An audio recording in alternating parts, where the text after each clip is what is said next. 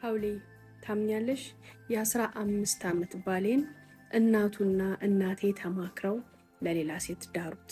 ለማን አትይኝም? ለአክስቴ ልጅ። ተጣልተንም ተኳርፈንም ተነታርከንም መጥፎ ትዳር ኖሮንም ግን አልነበረም። በሰላምና በፍቅር ትዳር እንደነሱ ነው፣ መዋደድ እንደነሱ ነው፣ መከባበር እንደነሱ ነው በተባለበት ትዳር መሀል እናቱና እናቴ ተማክረው ለአክስቴ ልጅ ዳሩት ትለናለች። እንዴት ናችሁ ዶችዬ? የዛሬው ታሪክ ደግሞ ብዙ እህቶቻችንም ወንድሞቻችንም እናቶቻችንም ጭምር እንዲደርስ ሼር እያደረጋችሁ አብራችሁኝ እንድትሆኑ በአክብሮት ጠይቃለሁኝ። እንዲሁም ቤተልሔም ሞል አንደኛ ፎቅ ሀውለት ጋር በሉና አባያቱ ድሪአ ጫማ ቦርሳ ሀውለት ጋር ሳታዩ እንደተለመደ እንዳትገዙ እያልኩኝ ወደ ጉዳያችን። እናቴና የባሌ እናት የልብ የነፍስ ጓደኞች ናቸው። እንዲሁም ደግሞ ጎረቤታሞች ናቸው። እኔና ባሌም የተገናኘ ነው የተዋደድ ነው ገና ህፃን ልጆች ሆነን ነው። ባሌ የሁላችንም ታላቅ ሲሆን በትምህርቱም በበስተማሪ ነበረ። አንድ ግቢ ላይ እንደምታውቂው በቀበሌ ቤት 5-6 አባወራ ነው የሚኖረው። እኛም እንደዛ ነበር ኑሯችን። እነዛ አባወራው ቤቶች ውስጥ ሁሌ ነበሩ። ሴቶቹንም ወንዶቹንም ሰብስቦ የሚያስጠናው እሱ ነበረ፣ ጎበዝ ተማሪ ስለነበረ። በዛ በማስጠናት ሂደት ውስጥ ግን እኔና እሱ ግንኙነታችን ወደ ሌላ ቻፕተር ተሸጋገረ። ያም ግንኙነታችን ቤተሰቦቻችን ይዋደዱና ይከባበሩ ስለነበረ ከነሱም ከኛም አንዳችን ተዋደን እንድንጋባ የሁልጊዜ ምኞታቸው ነበር። እኛን ባይነግሩንም ከተጋባን በኋላ ያወቅነው ግን እናቴና እናቱ መዛመድ ይፈልጉ እንደነበር ነው። ያሉትም ሰምሮላቸው ግንኙነታችን ገና ከ8ኛ ክፍል የጀመረ ነበርና ልክ ትምህርቱን ጨርሶ ስራ አግኝቶ ወደ ህይወት እንደተቀላቀለ ለመጋባት ተስማማን። እየፈራን እየተባን የማያውቁ መስሎናል። በእኛ ቤት ሽማግሌ እንዲላክ ተደረገ። እናቴና እናቱ ሁሉንም ነገር ያውቁ ነበር። ያ ቀን እስኪመጣ ነበር የሚጠብቁት። ልክ ያ ቀን ሲመጣ ግን ሁኔታውን በደስታና በፌሽታ ነበር የተቀበሉት። ተጋባን። እንደ አቅማችን እንደ ድህነታችን ግን የሚያምር የሚያሽጎመጅ የሰፈሩን ሰው ሁሉ ያስደሰተ ደስ የሚል ፕሮግራም ተደረገልን። ባሌ ትምህርቱን ጨርሶ ገና ወደ ስራ ዓለም መቀላቀሉ ነበርና ቤተሰቡንም የመርዳት የማስተዳደር ኃላፊነት ነበረበት። እኔም ስራ አልነበረኝም። እንደ አቅማችን ከሰፈራችን ትንሽ ራቅ ብሎ ትንሽዬ ቤት ተከራይተን አንድ አልጋ ገዝተን ማብሰያ ገዝተን የጀማሪ ባለትዳርነት ደስ የሚል ህይወትን ጀመር። እየኖርን ግን ባለቤቴ እኔንም ማስተዳደር ቤተሰቡንም መርዳት ትልቅ ዳገት ሆነበት። በጣም ተፈተንን። ያኔ ቤተሰቦቹን ማስቀየም ገና ሳይረዳቸው ሳይደግፋቸው አንድም እንኳን የደሞዙን ጣዕም ሳይቀምሱት መኖርን አልፈለገም ነበር። ልጆችም ስለነበርን ከቤተሰቦቻችን ጋር ተመካክረን ወደ ቤት እንድንመለስ ተደረገ። በጣም ነበር ያኔ ልቡ የተሰበረው። ባለቤቴ ምን አይነት ሰው መሰለሽ? በጣም ኩሩ፣ ለክብሩ የሚጨነቅ፣ ለስሙ የሚጨነቅ፣ ለማንነቱ በጣም የሚጨነቅ ሰው ነው። ከምንም በላይ ትዳር ይዞ ወጥቶ ነገር ግን ማስተዳደር አቅቶት ወደ ቤተሰባችን መመለሳችን ሰብሮት ነበር። እኔም ብሆን ደስተኛ አልነበርኩም፣ ግን እንዋደድ ነበርና ከዛ ሁሉ ፈተና አይብስም። ወንድሞችም ትምህርታቸውን ጨርሰው ቤተሰቡን ሰፖርት ማድረግ ሲጀምሩ እኔ እናንተም እንገናኛለን፣ እነሱም የቀራቸው ትንሽ ቀን ነው ተባብለን ወደ ቤታችን ተመለስን። የነበሩንም እንደምን የሚያሟላናቸውን እቃዎች ብትንትን አድርገን ግማሹን እኔ ቤተሰብ ጋር ግማሹን እሱ ቤተሰብ ጋር አድርገን ድጋሚ የፍቅረኝነትን ህይወት መግፋት ጀመር። አንድም ቀን አልተለያየንም። አብረን እየወጣን ሻይ ቡና እያልን እየተገባበዝን ቤተሰቦቻችን ጋር ብንሆን እንደ ባልና ሚስት እንደ ፍቅረኛሞች ነበር ኑሯችን። ከተለያየን ከ3 ዓመት በኋላ ወንድሞቹ ትምህርታቸውን ጨርሰው እነሱም ስራቸውን ይዘው ቤተሰቡን ሰፖርት ማድረግ ሲጀምሩ የእሱ ኃላፊነት ቀለለለት። ማስተማር ያለበትን አስተምሮ ስራ ማስያዝ ያለበትን ስራ ካስያዘ በኋላ እናቱም በቃ አሁን ህይወትህን ጀምር፣ ኑሮህን ጀምር ብለው ፍቃድን ሰጡት። ያኔ ድጋሚ ህይወትን እንደ አዲስ የመጀመር ግዴታ ውስጥ ገባን። ቤተሰባችን ጋር ይቀመጥልን ይኑርልን ብለን ያስቀመጥናቸው ንብረቶች የሚረቡም አልነበሩም እና በዛ በ3 ዓመት ኑሮ ውስጥ ሁሉም መጠቀሚያ አድርጓቸዋል። ታዲያ ዛሬ ጎጆ ልንወጣ ነውና የሰጠናችሁን እቃ ሰብስባችሁ ስጡን አይባል። ድጋሚ ከዜሮ ተነስተን ማሟላት ያለብንን ነገር አሟልተን ህይወታችንን ጀመር። የሱም ምኞት ወልደን እኔ በስነ ምግባር በጨዋነት ልጆቼን እንዳሳድግ እሱ ደግሞ ቤተሰቡን አባወራ ሆኖ ለማኖር ነበር እቅዳችን። ነገር ግን ልጅ የሚባል ነገር ሊመጣ አልቻለም። ድጋሚ ከተጋባም በኋላ 5 ዓመታትን እኔ ቤት እመቤት ሆኜ እሱ ደግሞ ስራውን እየሰራ 5 ዓመታትን ኖር። በዛ 5 ዓመታት ውስጥ ግን ጸንሼም አላቅም። ምንም ልጅ የሚባል ነገር ወፍ የለም። ያ ጉዳይ በጣም እያሳሰበን መጥቶ ሐኪም ቤት ደረጃ ደረስን። ያልሄድንበት ያልገባንበት ሕክምና ቦታ የለም። ሁለታችንም ጋር ምንም አይነት ችግር እንደሌለ ይነግሩናል። ነገር ግን መውለድ አልቻልንም። በቤት የመቀመጡ ጆርኔ በጣም አሰለቸኝ፣ ተስፋ ማስቆረጠኝ። ወይ ልጅ ወልጄ አላሳደግኩ፣ ወይ እንደ ጓደኞቼ ስራ ይዤ ህይወቴን አልቀየርኩኝ። በቃ የሆነ ስራ ልስራ፣ አንተም ስራ፣ አላህ በሰጠን ሰዓት ልጆች ከመጡ የግል ስራ ስለሆነ ስራዬን አቋርጬ ልጆቼን አሳድጋለሁ አልኩኝ። እሱም ሰፖርት አደረገኝ። መስራት የምፈልገውን ስራ 6 ወር ተቀጥሬ ሰው ጋር መጀመሪያ ሰርቼ ጥናት እንዳረግ አዘዘኝ። ያንንም ተከትዬ ስራት በምፈልገው ዙሪያ ላይ የሚሰራ ቦታ ፈልጌ ለ6 ወር ተቀጥሬ ከሰራሁኝ በኋላ እንዴት ይሰራል፣ መግቢያ መውጫውን፣ ሁሉን ነገር፣ ካፒታሉስ ምን ያህል ይፈልጋል የሚለውን ነገር አጠናሁኝ። ለ6 ወር ያልኩት ስራ ግን በ6 ወር አጥንቼ የመጨረሰው አልነበረም እና 1 ዓመትን ያህል ሰው ጋር ተቀጥሬ ሰራሁ። ከ1 ዓመት በኋላ ግን እዛው ምሰራበት አካባቢ ላይ ሱቅ ፈልጌ እሱም እቁብ ገብቶልኝ ትንሽዬ ካፒታል ሰጥቶኝ ስራ ጀመርኩኝ። ሁለት ስራ በጀመርኩኝ ሰዓት እንዳሰብኩት አልነበረም። ስራዬ በጣም ስኬታማ ሆነ፣ በጣም ቆንጆ ሆነ። እሱም ሰፖርት ያደርገኛል፣ በሀሳብ ይደግፈኛል፣ በገንዘብም ይደግፈኛል። ሴቭ የሚያደርገው ገንዘብ አልነበረውም። ሴቭ የሚያደርገውን ነገር ሁሉ ለእኔ ነበር የሚሰጠኝ። ስራ ላይ አውዪው፣ ንግድ ላይ አውዪው፣ አንቺ እያባዛሹ ነው፣ እኔ ባስቀምጠው ግን ባንክ ነው የሚሰራበት ይላል። የባሌ ድጋፍ ቀላል አልነበረም። ገቢ እየጨመረ እጥፍ ድርብ እየሆነ መጣ። በሌ ምን አይነት ሰው ነበር መሰለሽ? ከኔ 1 ብርን 1 ሳንቲምን መቀበል አይፈልግም። ኃላፊነቱን ሙሉ ለሙሉ ይወጣል። እኔን መጠየቅ ለሱ ከክብሩ ከማዕረጉ ዝቅ ማለትን ያህል ነው። እኔ ለቤቴ አስፈላጊ የምለውን በፈቃደኝነት አደርጋለሁኝ። ምናልባት ለየት ያለ ምግብ፣ ለየት ያለ ነገር ሊሆን ይችላል። ከዛ ውጭ ግን የቤት ክራዩን፣ ቀለቡን፣ አስፈላጊ የሚባለውን ነገር ሁሉ ይችላል። የሴት እጃ ላይ የሚላል ቢሞት ቢቸግረው ገንዘብ እኔን አይጠይቀኝም፣ በራሱ ነው የሚወጣው። የሚገርምሽ የእሱን አካውንቶች ነው በብዛት የምጠቀመው። ነገር ግን እሱ ጋር ማስቀመጣቸው ገንዘቦች ሳይጨምሩ ሳይቀንሱ በፈለግኩት ሰዓት ወደ እኔ ይመጣሉ። ይሄ ነገሩ በስራዬም እንድጠነክር ካፒታሌም ጠንክሮ ትልቅ ቦታ እንድደርስ ከንግዴ ላይ ምንም ምነካ ስላልነበረ በደንብ እንድጠነክር አድርጎኛል። ዛ ላይ 5 ዓመት በትዳር ደግሞ 11 ዓመት ሆነን። እስከዛ ጊዜ ድረስ ግን ልጅ የሚባል ነገር የለም። የሚገርምሽ ካፒታሌ በጣም ከፍ እያለ ሲመጣ ደህና ቤት ተከራይተን እንኑር፣ ቢያንስ የቤት ወጪውን እኔ እችላለሁ፣ አንተ ደግሞ የቤት ወጪ ምናምን ከሌለብህ ለክራይ አታንስም አልኩት። ያኔም እኔ አባወራ ነኝ፣ የአንቺን ገንዘብ ቋሚ ነገር ላይ እናውለዋለን፣ የኔን ገንዘብ ደግሞ እንኖርበታለን አለኝ። ያንንም በማለቱ ሴቭ የሚያደርጋቸውን ገንዘቦች ጨምረን መኪና ገዛን። እንደዛ እያልን በዛ 5 ዓመት ውስጥ ቤት ገዛን። ኑሯችን ህይወታችን በጣም ያማረ ነበር።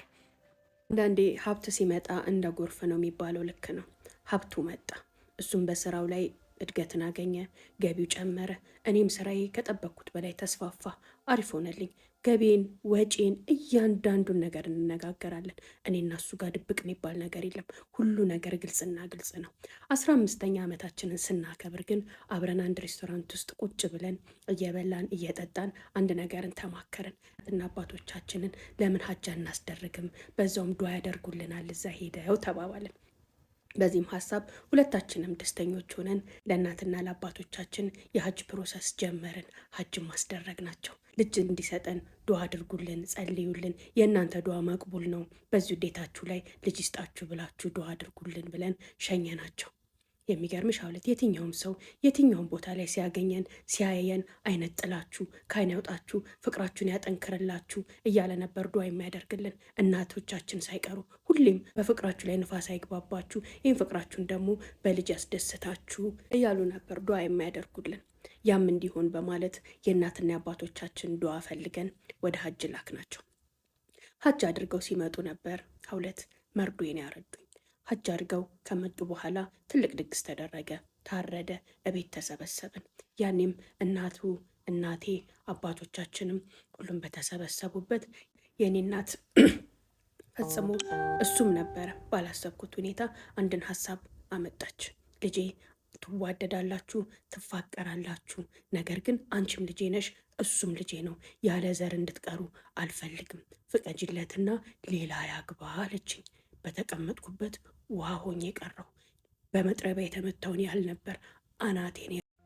ሀውልዬ ሀጅ ደርሰው መጥተው አብሽር ትወልዳላችሁ፣ ዱዓ አድርገንላችኋል፣ ለእናንተ ዱዓ ስናደርግ ነው የከረም ነው ብለው የሆነ ብስራትን፣ የሆነ ደስታን፣ የሆነ ተስፋን በጠበቅኩኝ ሰዓት እናቴና እናቱ እንዲሁም ደግሞ አባቴም ሁሉም ቤተሰብ ባለበት እናቴ እንደነገርኩሽ ግንባር ቀደምነቱን ወስዳ ልጄ ሆይ ባልሽ እንዲያገባ ፍቀጅለት፣ ምን ያህል እንደምትዋደዱ ምን ያህል እንደምትፋቀሩ አውቃለሁኝ። ሆኖም ግን ልጅ እንዲኖራችሁ እንፈልጋለን፣ ፍቅራችሁም አይደፈርስም፣ አብሮነታችሁም አይጠፋም፣ ፍቀጅለትና ሌላ ያግባ የሚል ጥያቄን ስትጠይቀኝ በወቅቱ የመካድ እውነት ልጇ ነኝ ወይስ ልጇ አይደለሁም?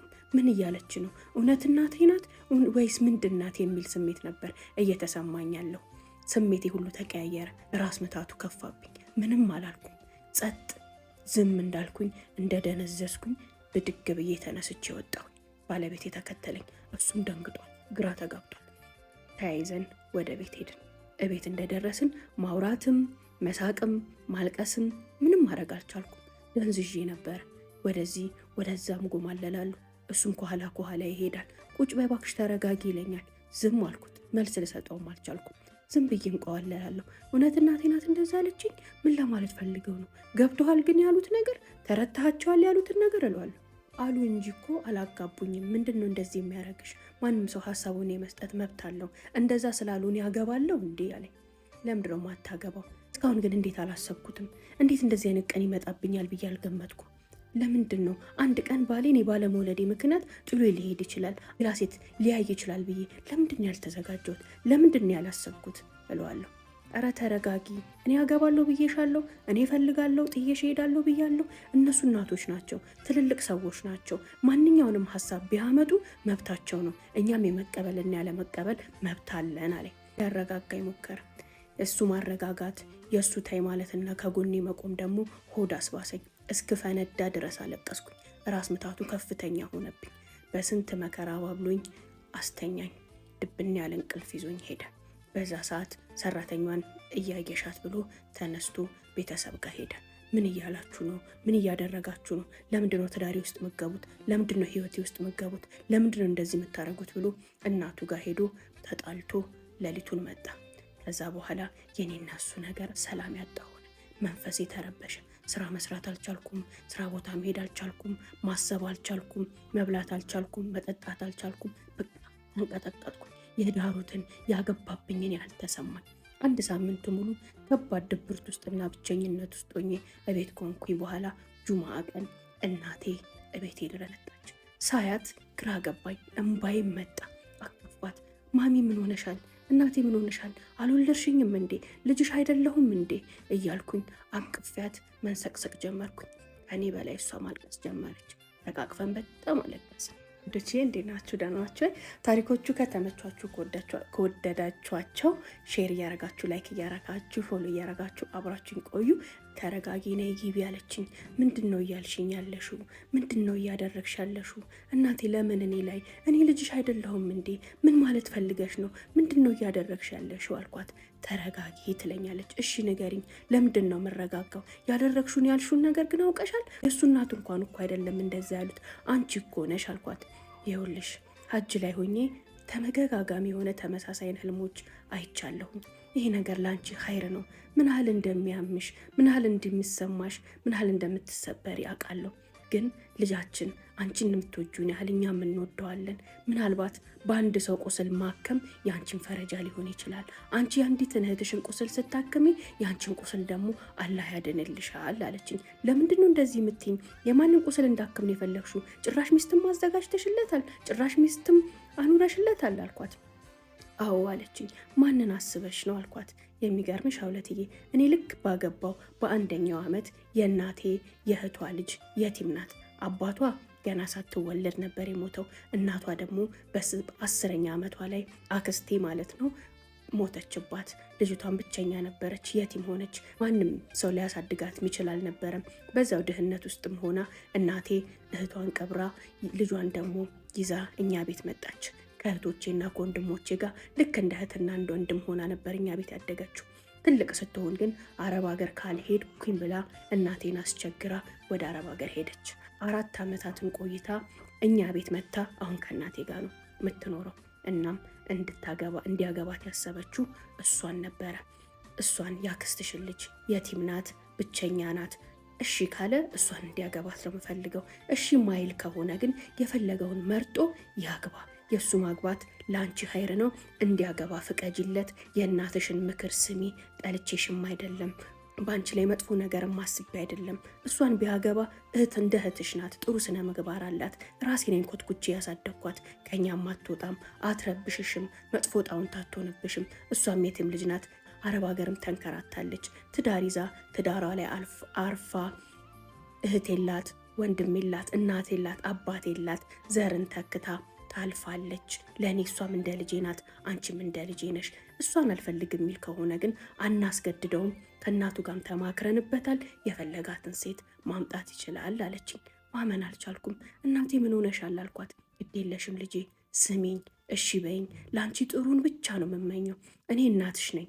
አንድ ቀን ይገባሻል። ዛሬ ያልኩሽ ነገር፣ ዛሬ ማስገድድሽ፣ ዛሬ እሬት የሆነብሽ መርዝ የሆነብሽ ነገር አንድ ቀን ይገባሻል። እሺ በይኝ።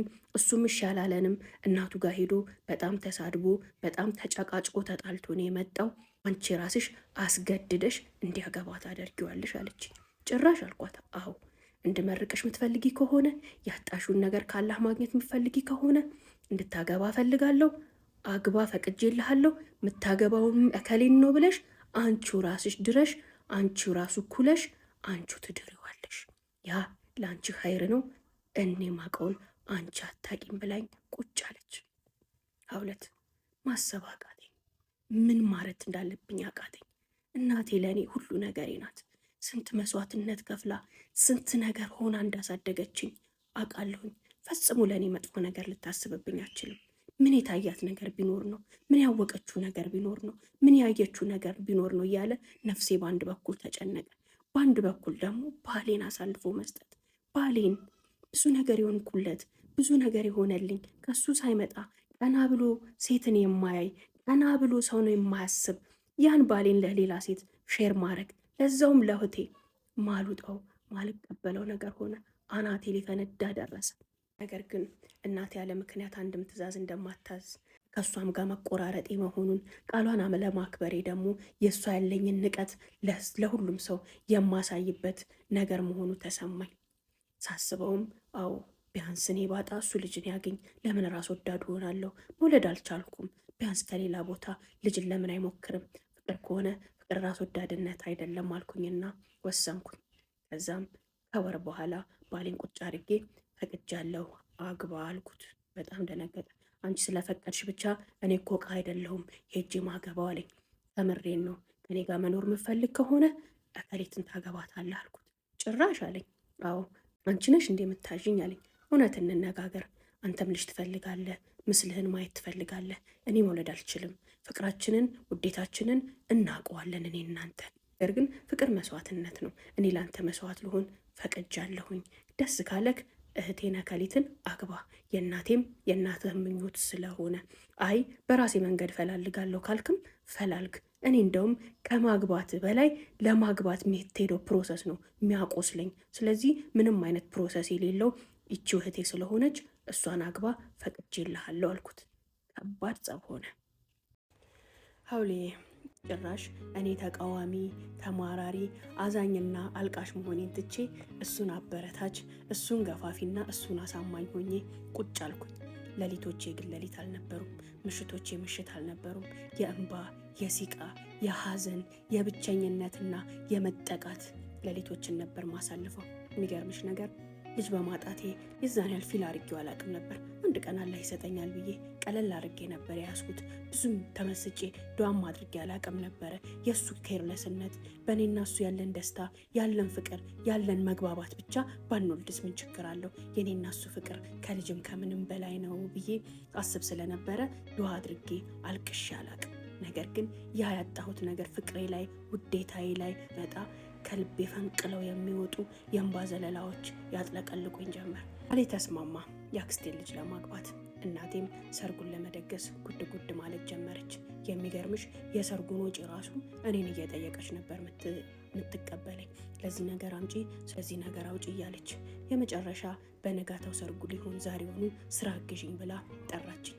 ልጄ በዚህ ነገር ላይ ኸይር አለው፣ ጠንክሪ፣ ህመምሽን አውቀዋለሁ አለችኝ። ግራም ያጋባ ነበር። የእናቴ በራስ መተማመኗ የዚህን ያህል መፈለጓ ለእሷ ካላት ፍቅር ለእሷ ካላት ያዘኔታ ነው ወይስ በእኔ ጉዳይ ላይ ያወቀችው ሌላ ነገር አለ እስክል ድረስ ግራ ታጋባኝ ነበር። ሀውለት ደምን ባያነባሁኝ የባሌን ሰርግ ከእናቴ ጋር ሆኜ ደገስኩኝ። በመነጋታው አምረሽ ተውበሽ እንድትመጪ አለች። እሺ ብያት ማታውኑ ወደ ቤት ሄድኩኝ። በመነጋታው ግን አልቻልኩም። ካልጋይ መውረድ ራሱ አቃተኝ። እግሬ ተብረከረከ፣ ሰውነቴ ተንቀጠቀጠ። ፈጽሞ አልቻልኩም። እናቴ ትደውላለች። በመጨረሻ ነሳውላት። እናቴ እባክሽ ሁሉን ነገር እሺ ብዬሻለሁ። አንቺ እንድትረግሚኝ፣ አንቺ እንድትቀየሚኝ አልፈልግም። ይህን ነገር አታስገድጅኝ፣ አፉ በይኝና ልቅር። ካልጋይ መውረድ እንኳን አልቻልኩም አለች። በዛ ሰዓት በስልክ ውስጥ እኔና እናቴ በጣም ተላቀስን። ልጄ ሐዘንሽን አውቀዋለሁ፣ ህመምሽን አውቀዋለሁ፣ ግን አንቺ ብርቱ ነሽ። ምንም ማለት አይደለም። በዚህ ጉዳይ ላይ አሁንም እመኚ፣ ለአንቺ ኸይር ነገር አለው ብላኝ እያለቀሰች ስልኩን ዘጋችው። ሀውለት የአዳር ምን አይነት አዳር ነበር ልበልሽ? በህይወቴ ልደግመውም ላስበውም የምፈልገው አዳር አልነበረም። አየር ላይ ነበር እግሬ የሚንሳፈፈው። ተነስቼ ሽንቴን መሽናት እንኳን አቃተኝ። ሰላቴን መስገድ አቃተኝ። ምንም ነገር ማድረግ አቃተኝ። ተስፋ ቆርጬ አፉ ሆኜ ቁጭ አልኩኝ። እንዴት ናችሁ? ደህና ናችሁ? አብራችሁኝ ስለሆናችሁ በጣም አመሰግናለሁ። ስለምትከታተሉኝ እጅግ በጣም አመሰግናለሁ። ፎሎ፣ ላይክ፣ ሼር እንዳይረሳ። እንዲሁም ቤተልሔም ሞል አንደኛ ፎቅ ሀውለት ጋር በሉና አሪፍ የሴት እቃዎችን ታገኛላችሁ። ጎራ በሉ። ሙሉ አድራሻዬን ደግሞ ባዮ ላይ ታገኛላችሁ። ቀጥታ ወደ ታሪኩ ይሄዳለሁ። ሀውለት አገባት። ከዛ በኋላ ባሌ እኔ ጋር መቅረብ ራሱ በጣም አሳፈረው። ባሌ ትልቅ ሰው ነው፣ የሚገርም ሰው፣ ምስኪን ሰው። ሊቀርበኝ ሊነካኝ እንኳን አፈረ። ግን ይመጣል፣ ያየኛል፣ አብሮኝ ይበላል፣ አብሮኝ ይጠጣል። ከዛ ጊዜ ጀምሮ ስራ መሄድ አቁሜያለሁ። እባክሽን ስራሽን ስሪ፣ ስራሽ እየተበላሸ ነው። ምን ሆነሽ ነው እንደዚህ ተስፋ የቆረጥሽው? ምን ሆነሽ ነው እንደዚህ ሆንሽው? አሁንም ካልፈለግሽ እኮ ሊቀር ይችላል እያለ ይጨቀጭቀኛል። እኔ ግን አንዴ ገብተህበታል፣ የምማቆም ነው። የሰው ህይወት ማበላሸት ቀላል መሰለህ እንዴ? ምን ሆንኩኝ? በቃ መሄድ አልቻልኩም ምናምን እያልኩኝ እመልሰዋለሁ። አይኔን ሞልቼ ማየት አልቻልኩም። እሱም አይኑን ሞልቶ ሊያየኝ አልቻለም። እንደዛው እየተባባልን ትንሽ ቀናቶች መግፋት ጀመሩ። ነገር ግን የኔ ባህሪ በጣም እየተለዋወጠ በጣም በቃ ክፉ እየሆንኩ ይመጣ። ሳየው ሁሉ እናደዳለሁ፣ ሲመጣ ሁሉ እናደዳለሁ። ነገሬ ሁሉ ተለዋወጠበት። አንድ ቀን ቁጭ አደረገኝና ይኸውልሽ ይህን ነገር ፈልጌው አይደለም፣ ከአንቺ ጋር ደስተኛ ነኝ። አንቺን ማጣትም አልችልም ነበር። ከፍቅሬ ክብሬ ይበልጣል። ክብር የምታሳጭኝ ከሆነ አጠገብሽ አልደርስም አለኝ። አትድረስ፣ እንደውም ላይ አልፈልግም፣ ተወኝ፣ ውጣልኝ አልኩት። የመኪናውን ቁልፍ አስቀምጦ ተነስቶ ወጣ። ሀውለት መኪናውን እንደነገርኩሽ አብረን የገዛ ነው። የተወሰነ ሼር አድርጎበታል። ነገር ግን እሱ እያለን ያልነዳም፣ እሱ ነበር መኪናውን የሚነዳው። ሁሌም የኔና እሱ ሪቱን ያን ሁሉ አመት ስንኖር ጠዋት አብረን እነሳለን። እኔን ስራዬ አድርሶ እሱ ወደ ስራው ይሄዳል። ማታ እሱ ከ12 ሰዓት ከስራ ይወጣል። ስራ ቦታ ይመጣል። ሱቃችንን አብረን ዘግተን ወደ ቤታችን እንመለሳለን። ደስ ሲለን ሬስቶራንት እንበላለን። ደስ ሲለን ቤታችንን እናበስላለን። በቃ የሆነ ቀለል ያለ ደስ የሚል ህይወት ነበረ። አንድም ቀን ተለያይተን አናውቅም። እሁድ ቀን፣ የበዓል ቀን፣ ከሰኞ እስከ አርብ ስንሄድ አብረን፣ ስንመለስ አብረን። እኔ ካለው እሱ አለ፣ እሱ ካለው እኔ አለሁኝ። ሚለያየን ያቺ የቀኗ ሰዓት ስራችን ላይ በሆንበት ሰዓት ብቻ ነበር። ያንን ሲያደርግ ደነገጥኩኝ፣ አስቀየምኩት፣ እንዲህ አልኩኝ። የሚገርምሽ ሀውለት 2 ወር ድረስ ዘጋኝ፣ አልመጣም። በጣም ተናዶብኛል። ባሌ በንግግር ያምናል። ይህን ጉዳይ ረዥም ጊዜ ተነጋግረን ተወያይተን አምኜበታለሁ አድርገው ብዬው ነው ያደረገው። ካደረገው በኋላ ግን እንደዛ መሆኔ ሊያሳምነው አልቻለም ነበረ። በ2 ወር ሲመጣ ግን በጣም ወፍሬ ያለው ሌላ በቃ የሆነች ሴትዮ ነው የምመስለው። ሰውነቴ ወፈረ፣ ራሴን ጣልኩኝ። ሌላ እሱ ከሄደ በኋላ ይበልጥ ተጎዳው፣ ይበልጥ ታመምኩኝ። እኔ ክብሩን ነክቼው ነው፣ እኔ አስቀይሜው ነው ከማለቱ ይልቅ በቃ አሁንማ የሚፈልጋትን አገኘ፣ በሌላ ሴት ፍቅር ወደቀ እያለ ጭንቅላቴ መጥፎ ነገሮችን ያንቃጭል ጀመር። ከ2 ወር በኋላ ሲመጣ ይበልጥ ጮህኩበት። አሁንማ የምፈልገውን አገኘ። እኔ ምን አደርጋለሁ? እኔ ምን አደርግልሃለሁ? እንደውም ኒካህን አውርድ። ከዚህ በኋላ አልፈልግም፣ ከአንተ ጋር መኖርም ላይህም አልፈልግም። ኒካህን እንድታወርድልኝ እፈልጋለሁ እያልኩኝ ቤቱን በአንድ እግር አልቆምኩት። የማያውቃት ሴት ሆንኩበት። በህይወታችን ከ15 ዓመት በኋላ እንደዚህ አይነት ኃይለ ቃል፣ እንደዚህ አይነት ጩኸት፣ እንደዚህ አይነት ንግግር እኔና እሱ መሀል ተከሰተ። ያኔ ምን ያህል እንደተጎዳው ምን ያህል እንደተሰበርኩ ገብቶታል መሰለኝ። ጥሎኝ አልሄደም።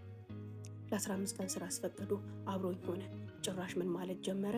አንቺ ወደ ቀድሞ ቦታሽ ካልተመለሽ፣ ስራሽን ካልጀመርሽ እዛ አልሄድም አላድርም ብሎ እኔ ጋር መጥቶ ቁጭ አለ። ጭራሽ እፈታታለሁ፣ እንደውም አልፈልግም፣ ተማምነን ያደረግነው ወደ ስራሽ ትመለሻለሽ፣ ወደ አቅልሽ ትመለሻለሽ። ቀንም አብሮኝ ምሽትም አብሮኝ። አመናጭቋለሁ፣ እሰድበዋለሁ፣ አላናግረውም። እማላረገው ነገር የለም። ዝም አለኝ፣ ተወኝ። ምግብ ያመጣልኛል፣ ትሪት ሊያረገኝ ይሞክራል፣ ቁርስ ሊያበላኝ፣ ወተን እንብላ፣ ላዝናናሽ እማይለኝ ነገር የለም። እኔ ግን በፍጹም አልኩኝ። ይህን ነገር እናቴ ሰማች። እናቴ ስትሰማ እየገሰገሰች መጣች። ምንድነው የፈለግሽው? ምንድነው አላማሽ? በይ ከዚህ በኋላ እንዳለሽ ወደ ቋሚ ማንነትሽ ማትመለሽ ከሆነ ይህን ነገር አምነሽ ማትቀበይ ከሆነ እኔም እናትሽ አይደለሁም፣ እረግምሻለሁ። የኔን ምርቃት ፈልገሽ የኔን ቃል ሰምተሽ ነው ይህን ነገር የወሰንሽው። አሁን ደግሞ ቃሌን ተቃርነሽ ራስሽንም የእነሱንም የእሱንም ህይወት ምትበጠብጪ ከሆነ እረግምሻለሁ፣ እረፊ ብላ አስጠነቀቀች። በጣም ተቆጣች። ቁጣዋ ከፍተኛ ነበረ። ያኔ ተለሳለስኩኝ። በመሀል ግን አንድ ነገር ተሰማ። የአክስቴ ልጅ አረገዘች። 2 ያን የሰማው ቀን ቅናት ነው፣ እልህ ነው፣ ክፋት ነው እንዳትይኝ፣ ግን ተሰበርኩ። የእውነት ተሰበርኩ። ሚገርም ተአምር፣ ሚገርም ነገር የሆነው ግን ከዛ በኋላ ነበር። ባለቤቴ ሁኔታ የታወቀው በጣም አዘነልኝ። ከዛ በኋላ ስለኔ ሞራሌም ለስሜቴም መጠንቀቅና መጨነቅ ጀመረ። ምን ያህል እንደተሰበርኩ ምን ያህል እየተሰማኝ እንደሆነ ታውቆታል። ከመደሰትና ከመፈንጠዝ ይልቅ ጭንቀትና ውጥረት ውስጥ ገባ። የኔና እሱ ግንኙነት ይበልጥ አደጋ ውስጥ እንደሚገባ ተሰማ። እኔም ያንን ቃል ከሰማሁኝ በኋላ መተኛት አቃተኝ። እያንዳንዷ ሌሊቴ፣ እያንዳንዷ ምሽቴ ስጁድ ላይ ሆነች። አለቀስኩ። አላህዬ በዚህ ጉዳይ ባሌን እምወደውን አሳልፌ ስሰጥ ያንተን ፊት፣ ያንተን ፍቅር፣ ያንተን የእናቴን ቃል ሰምቼ የእሷን ዱዓ ፈልጌ ከሆነ እባክህ ልቤን አክምልኝ፣ ቁስሌን አድንልኝ ጌታዬ እያልኩኝ 15 ዓመት ሙሉ አንድ ቀን እጄን ባልዘረጋሁት መጠን ለምኜ በማላቀው ልክ፣ ጓጉቼ ፈልጌ በማላቀው ልክ ፈለግኩኝ። እኔም ባሪያህ ነኝ፣ እኔም ፍጡርህ ነኝ፣ እባክህን አንተ ሁሉን ቻይ ነህ፣ ሁሉን አድራጊ ነህ እያልኩኝ ሌሊቶቼ በእንባ በሲቃና ከጌታዬ ጋር በማውራት የታጀበ ነበር። ይሄን ጉድ እኔና ፈጣሪ ብቻ ነው የምናውቀው። ናቴ ሁሌም አብሽር፣ በዚህ ነገር ውስጥ ሚስጥር አለ ትለኝ የነበረው ነገር ተገለጠ። 2 አታምኑ፣ እሷ በወለደች በአንደኛው ወር እርጉዝ መሆን የተነገረኝ ከ16 ዓመት በኋላ ማለት ነው። አላመንኩም። እናቴ ምንድናት እስክል ድረስ ደረስኩኝ። ዶክተሮቹን ሳላምን ቀርቼ 3 ቦታ ሄጄ እውነት እርግዝና ላይ ነኝ ወይ ብዬ ቼክ እስከማድረግ ድረስ ደረስኩኝ። እውነትም እርግዝና ላይ ነበርኩኝ። ታምኛለሽ? መንታ ልጆችን ተሰጠኝ። መንታ ልጆችን አገኘሁኝ። 2 ዛሬ ትዳሬ 20 ዓመታትን አስቆጥሯል። ክስቴም ልጅ 3 ልጆችን ወልዷል። ባለቤቴ በጣም ደስተኛ ነው። ከምንም በላይ ሰላሙን እሰጠዋለሁ። ከምንም በላይ መረጋጋቱን እሰጠዋለሁ። አላህ አንድን ነገር ሲያመጣ ለአንድ ነገር ሂክማ ነው የሚለውን ነገር አመኛለሁ። የእናት ዱዓ፣ የእናት ምርቃት፣ የእናት እይታ ያለ ምክንያት እንዳልሆነም ተረድቻለሁኝ። የሆነን ነገር አሳልፈን ስንሰጥ በእርግጥ ያጣነውን ነገር ለመቀበል ነው ትለናለች። በጣም